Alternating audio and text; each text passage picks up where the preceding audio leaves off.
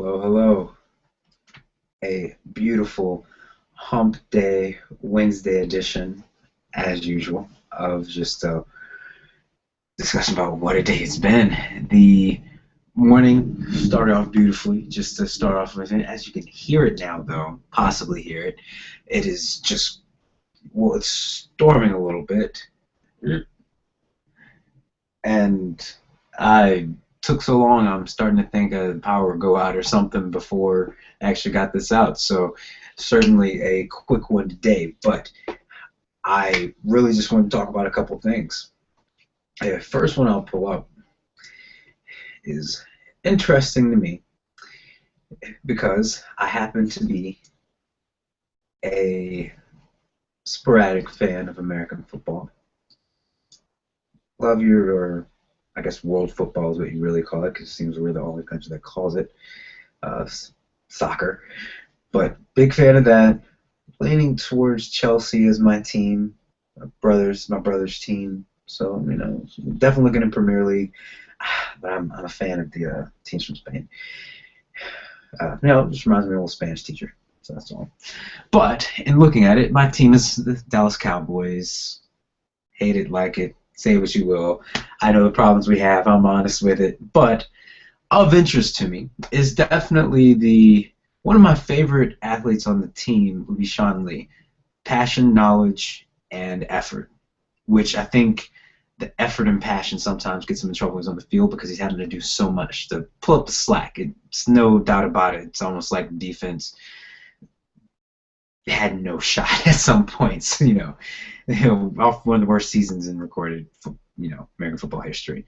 So it makes sense, but he has the knowledge. He really reminds me of how I feel Hokies come out of the Virginia Tech football program under the Beamer Ball type of look, where he has the knowledge and he has the gut feeling. You could tell he's reacting to some things before they happen, and you really start to see that he has a feel for it.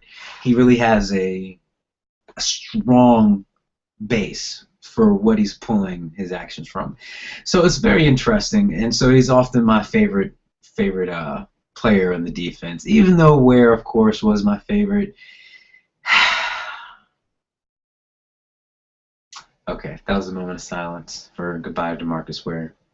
But understood, he had to do it, and hopefully the Cowboys can do something with it. I mean, we've gotten rid of incredible players before, so especially Walker, yeah. But it led us into a Super Bowl team. So you always have to take it with a grain of salt because it doesn't necessarily mean we'll be in the Super Bowl, but who wouldn't like it? And generally, I like him as a player, but what really caught my eye was, okay, no one be offended, yes, those are Redskins colors, but Mr. RG3 sent him a little tweet, which is interesting. It said, well, just to read it off, put away the rivalry for a minute. Prayers sent up for Sean Lee. Understanding that RG3 has had some injury troubles himself, and especially being a young player, you can know that gets to him. So much respect to him for sticking with it. Honestly, it's just mostly unfortunate that he's with the Redskins. He seems to be an upstanding kind of guy, and he reminds me of a good friend of mine, or just a guy by the name of Pro. So try to give him the benefit of the doubt, even though he's with the wrong team. Funny enough, Pearls are Eagles fans, so all NFC East around here. Just everybody's a little confused, I guess. But it is good to see him reaching out. I don't know what prompted it. I didn't really go into the context. I didn't look at the previous tweets or what he's really saying about it, or if he's given any of their comments. But I like that he reached out to someone who's obviously going through, and it really lets you know that there are things more important than just focusing on yourself and what you can get from things, and just even saying hi to someone sometimes can make their day and really make a difference. So it's little things like that I do appreciate. So kudos to him, and a full recovery. I'm not going to say speedy. Fortunately, it's kind of early, but yeah, get this man on some Regina King. course, I'm talking about what I heard on Joe Rogan Experience, but whatever it takes. I mean, if the stuff got Peyton Manning at his age, to be honest, to pretty much be a superstar and to come down to the last seconds and almost, I hate to say it, I don't mean to be weird, but some of those, the way the game started, it was like he was told to make the bets for the underdog go as high as possible because some of those passes were unlike him throughout the entire year. So maybe he's picking up a little Romo syndrome, not being able to pull through in the big game, but I doubt that for Peyton Manning. Student of the game, let him be. Now, one of the other things, like I was saying, that I want to discuss, oh snap. Well, conveniently, I lost the article. But, pretty much, I'll just look it back up. But the Oculus Rift, it looks like, as another, like many other parts of the gaming industry, I can remember back when the PS2 was being used for supercomputing because of its, not cell, emotions engine. That's what it was. And it really made one of those crossovers where it had a use, essentially, I want to say outside the industry, but specifically it was military again. I think it was the Army had made the data center for the supercomputing. But pretty much, the gaming industry affects other industries. It's like, why invest in the space industry? I don't like really saying NASA because it probably a bad investment. But, you know, I'll invest in SpaceX, you know, of course. So it's one of those things where you invest in something and you reap benefits that you couldn't necessarily have imagined or considered before. And the Oculus Rift has been, mind you, likely inspired by things out of Star Trek with the holodeck. So it's very interesting. Very interesting.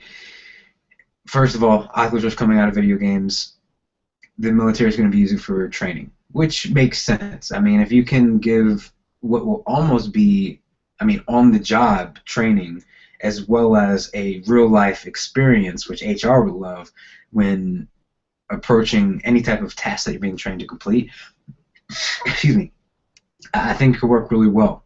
As immersive as it can be, and as it's to me, it's funny that they're saying this, possibly because you always expect the military to have something better, and then the route that the Oculus team's been going with making it cheap, duplicatable, and you could ship this in probably a small box and send it overseas to wherever they're deployed and say, okay, we have a new training, everyone get on it, you have 15 minutes, here's the training room, this corner of the office.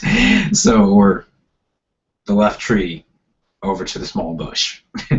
You know, so it's interesting. It's nice to see, like I said in the comments there, the description, the military picking up on things out of the video game industry, especially all the money the video game industry has made in assimilating war games and, you know, the big names in that, which it'd be nice if I could say it was whack or something like that, but I've enjoyed some of those games. You know, well, I can't say none of them. I generally will play just about anything, give it a fair chance, kind of how I do with music. But, you know, it is absolutely something when even I got pulled into playing Killzone, which is a shooter, first-person shooter, something that even from GoldenEye days I never really cared for. And besides the controls going back, at least looking back, being horrible on GoldenEye, it was a fun game to play with people. You know, I was over a friend's house playing it, and it wasn't that it was GoldenEye, but it was the first time you had the opportunity to play something like that and play with friends and something. You know, there are plenty of games where you're meant to kill the other person in the game, you know, simulated. But, you know, it was a different type of communal experience. So it's really cool, really cool. So all that said, kudos to the military taking advantage of technology that they don't necessarily have to pay much for to implement or no money to develop. So great way to take advantage, certainly. So in I suppose in conclusion, trying to think of something of interest really, and actually I'm stalling so I could pull this picture up because it's funny to me. This picture I saw on Twitter at Willis Thought, in case you're wondering. The Anthony Bourdain. It looks like he got another stripe on his white belt, or a black stripe on his white belt. So why am I covering my mouth? So in the actual caption, if you can read it, it hurt, but it was worth it. Another little step on a never-ending road. He looks like he's in pain. Mr. Bourdain, I believe every bit of your statement, especially being in pain part, because you certainly are. You certainly look the part. But random things out there on the Twitterverse. Somehow well, of course, Maya Angelou. Sorry to hear about it. Wish your family well. A mainstay public figure in the black community and an artist. An artist. Not many people really get to look back at some of her early work. I mean, singer, dancer. She was, a lot of times you get to see you say someone's a Renaissance man or, an artist. She was absolutely, it's like Cedric the Entertainer. He dances, he sings, he acts, he's a comedian. They do everything. She certainly did everything. And even though we're coming in later in her career, especially me, born in '85, that you don't really get to see those things in your everyday life. But, it's really a blessing to have someone that you can look back on a body of work and say, wow, even if I didn't know when I first found out, I know now. Wonderful thing about this information age.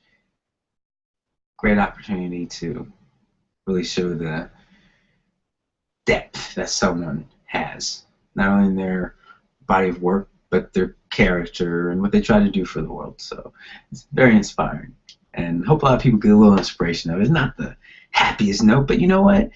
I think that it's weird to say that, we shouldn't be afraid of death, but, it is part of being alive. As far as we've seen so far, over the last few thousand years, I suppose, as humans. So it's sad to see them go, and certainly, like I said, heart goes out to her family and all the friends and everyone affected. But, she's done some great things. And if you're going to leave, I'd like to leave some stuff like what she has. So it's a good thing that she can be in peace, understand that she had illnesses. And it's just pretty good, not to be so sad, and it's funny, I was joking around the other day on Castapod just saying, like, wow, I'm always like the downer dude, always bringing stuff up, but I just don't see death as such a bad thing. It's natural, as far as we can see, which actually started to question this whole telomeres thing. Telomeres. So, and its possibility of longevity in life, and I'm not even talking about injecting baby blood into you. So, the condition of life is not permanent, but it doesn't look to be as temporary by design as we're finding. So, change a little diet, change a little supplementation. It's very possible we could do a little better. All that said, I'm happy to be here. I would love to get some sleep and just happy to be around, and hope everyone has a good evening. Love you much. Peace.